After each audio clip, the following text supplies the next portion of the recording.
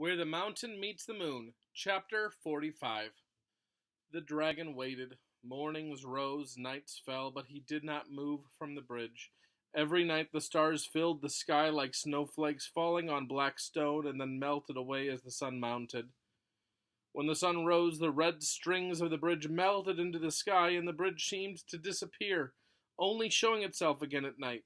A stinging wind blew in the silver mist, and the cold rock was hard and unyielding. Still, the dragon waited. But on the third night, just as the moon began to slip down in the sky, Dragon saw a faint figure on the bridge.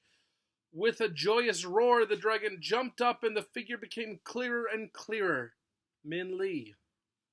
"You are back!" Dragon shouted. "Did you see him? Did you ask the old man of the moon my question?" Yes, Min Li laughed as she hugged the dragon.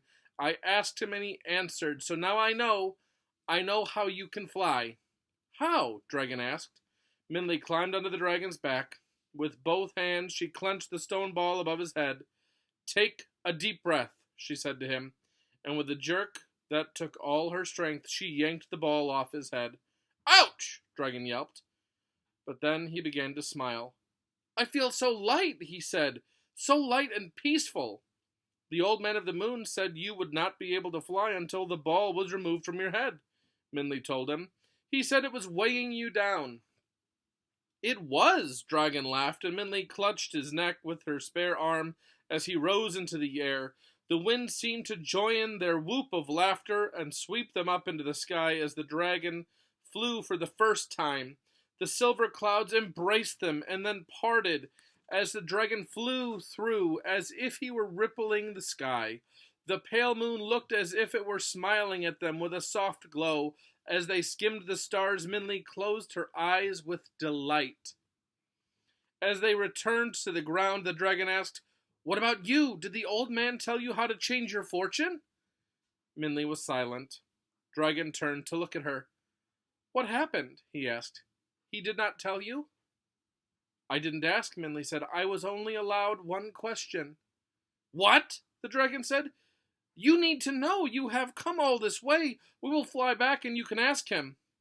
Before Min Li could utter a protest, the red cord bridge seemed to shriek, and as they turned to look at it, the bamboo stakes began to rip the ground, leaving ugly slashes as the bridge was dragged away from the land.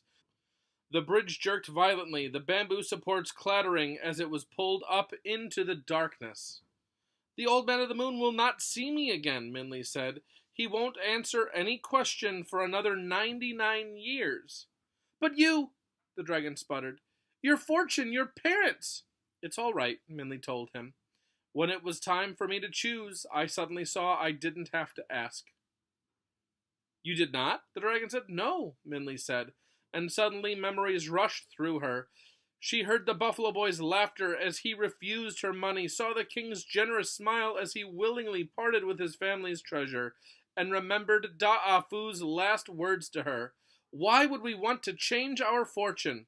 they had said. She had shaken her head in confusion then, but now finally Min Li understood all of it. Fortune was not a house full of gold and jade, but something much more. Something she already had and did not need to change.